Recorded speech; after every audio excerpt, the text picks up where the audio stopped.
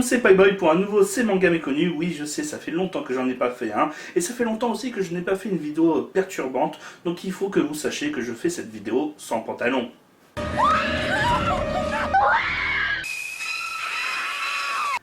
Oh yeah! Et donc pour ce manga méconnu, nous allons parler des... Oh oui, non, mais j'ai toujours eu cette casquette, hein, bien entendu. Hein, je l'ai toujours. Pour le mois Toriyama, je l'ai toujours. Et pour ce mois Toriyama, nous allons donc parler des mangas méconnus de Toriyama. Oui, je sais, parler de mangas méconnus pour l'auteur Akira Toriyama semble un petit peu farfelu. Mais on va parler de ces œuvres donc les moins connues et qui auront peut-être eu un petit peu moins de vent pour parler justement de cet auteur de génie et de sa manière de travailler. Pourquoi parler de manière de faire ? Tout simplement parce que Toriyama, lors de ses one-shots, de ses mangas plus courts, il explique ses petites astuces pour devenir un bon mangaka. Et on le voit donc avec L'apprenti mangaka, un tome sorti chez Glénat de Akira Toriyama et de Akira Sakuma. L'apprenti mangaka nous permet d'apprendre l'art du manga tout simplement en découvrant les multiples petites astuces qui permettent de rendre un personnage beaucoup plus savoureux, de rendre une mise en scène beaucoup plus dynamique, beaucoup plus énergique, de traiter de la mise en place des lieux et des personnages, d'expliquer le cadrage ou encore des techniques beaucoup plus subtiles comme la perspective. Ce qui me plaît beaucoup dans ce manga, c'est qu'en plus d'expliquer de manière très Toriyamaesque, oui je sais, ça n'est pas un adjectif très compréhensible, mais c'est surtout pour expliquer qu'il y a beaucoup d'humour dans ce manga, à la manière de Dr. Slump, tout simplement avec des références bien entendu à son éditeur Torishima et ses références à Dr. Slump. Vous avez par exemple un chapitre totalement dédié à l'humour répétitif, le running gag qui revient très souvent, avec par exemple Akira Toriyama qui s'amuse à dire « je vais péter » plusieurs fois pour que ça devienne drôle. Ce manga est une petite perle pour découvrir tous les secrets de Akira Toriyama. Par exemple, pour rendre une phrase drôle, il faut la répéter indéfiniment jusqu'à ce qu'elle perde son sens. Je vais péter, je vais péter, je vais péter, je vais péter, je vais péter, je vais péter, je vais péter, je vais péter, je vais péter, je vais péter. Ou encore l'importance justement de montrer que nous sommes dans un monde complètement fantaisiste et que le mangaka est roi. Toriyama le dit lui-même à travers ce manga.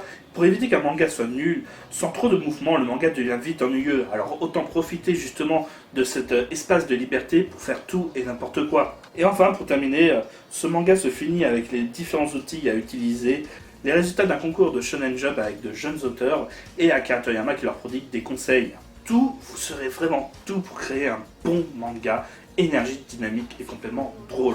Que ce soit aussi bien avec les outils comme les feutres ou encore les cases. Tout y est indiqué.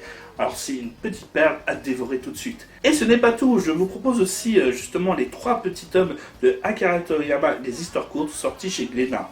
3 volumes proposent différentes histoires sur différentes époques d'Akira Toriyama. En plus de styles qui évoluent tout au long de ces années, cela nous permet justement de voir les différentes thématiques qu'utilise Toriyama très fréquemment. On pensera par exemple au manque d'eau, justement emprunté à Mad Max, avec par exemple l'histoire courte de Mathematique, mais qui sera aussi réutilisée pour Sandland.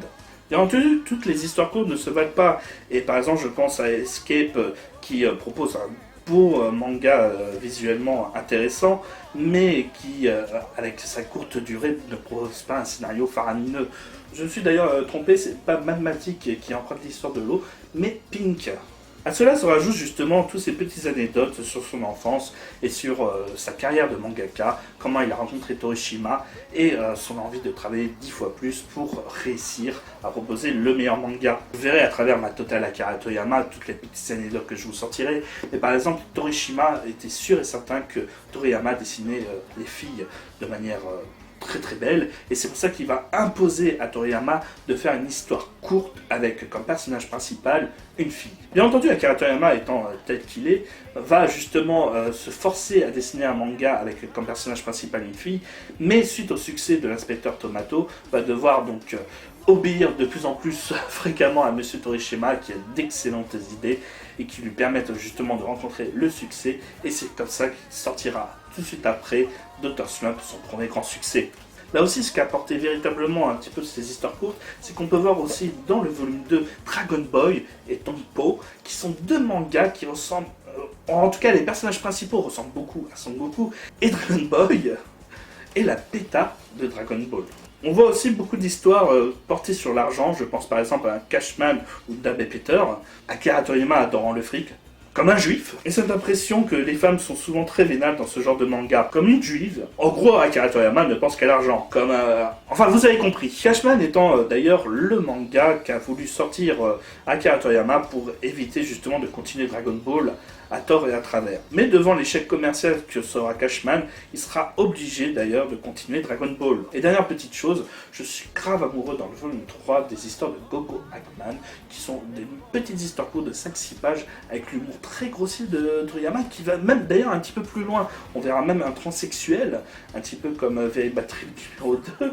Et voilà, donc c'est vraiment une histoire, des histoires que je recommande, avec des histoires d'envergure. Je pense par exemple à Paula et Android, même si il a quelques défauts. Je pense à Manmatic aussi, qui propose de bonnes histoires. On apprend d'ailleurs un petit peu plus comment ont été créées ces histoires. Est-ce que c'était dû à des concours? Est-ce que c'était dû à des envies? Par exemple, je pense à Shobi, qui a été là aussi pour illustrer un concours des plus grands, des dessinateurs les plus célèbres, et que d'ailleurs Shobi sera d'ailleurs un échec lui aussi. Il sera très très mal noté, alors que Manmatic et Polaroid seront numéro 1.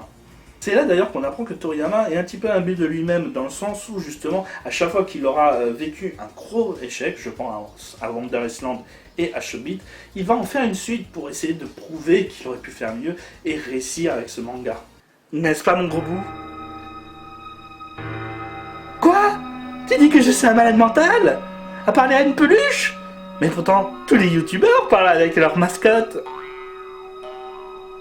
Quoi? Tu dis que les voix sont juste dans ma tête et que personne t'entend? Mais ce n'est pas vrai. Pour moi, tu es réel. Quoi? Ça veut dire que Nelly et Alvin sont sous cocaïne depuis tout ce temps?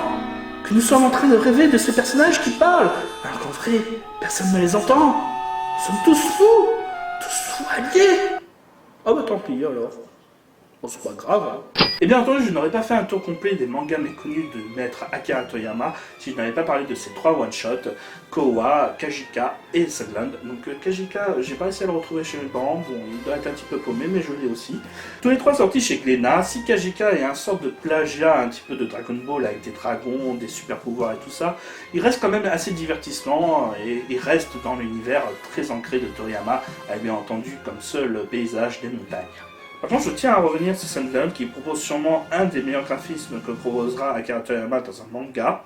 Il avoue lui-même que le char d'assaut du héros, justement, il a eu du mal à le dessiner plus d'une fois. Même si le scénario reste plus ou moins, encore une fois, un petit peu repompé de toujours ce qu'il a fait, je pense par exemple à Pink, comme je l'ai dit auparavant, le manga reste très divertissant, super énergique, bien entendu, avec la mise en scène très Toriyama, mais aussi très drôle. Mais mon plus gros coup de cœur vient sur Kowa, qui est vraiment une petite perle, que ce soit pour les enfants ou pour les adultes. Ce manga fantastique proposera d'ailleurs des pages couleurs qui ne sont pas retranscrites dans le manga français, et c'est bien dommage. Raconte l'histoire d'un conte avec de petits monstres qui vont aller rechercher des médicaments pour soigner tout leur visage. S'il y a bien quelque chose que nous montre ce manga, c'est justement le respect de soi, qu'on soit un monstre, qu'on soit un être humain, qu'on soit quelque chose de laid, de beau. Et c'est là où justement toute la naïveté et toute la saveur d'un conte Toriyama se savoure justement dans ce genre de manga. C'est que d'ailleurs, malgré le côté très naïf, très gnangnan, un petit peu à la Shaggy-chan, comme j'ai envie de le dire, c'est fait de manière naturelle, de manière beaucoup plus posée. En plus de cela, se rajoutent des mangas très Toriyama, avec la première période de Dragon Ball, où les situations ne seront pas juste des fights, mais aussi des combats un petit peu plus stratégiques, j'ai envie de dire, avec des points faibles, très rigolos et très fun, un petit peu comme le combat de Krillin avec Monsieur Bacteria, si je m'en souviens bien, qui puait de la gueule et qui crachait, et que Krillin va pouvoir s'en sortir parce qu'il n'avait pas de nez.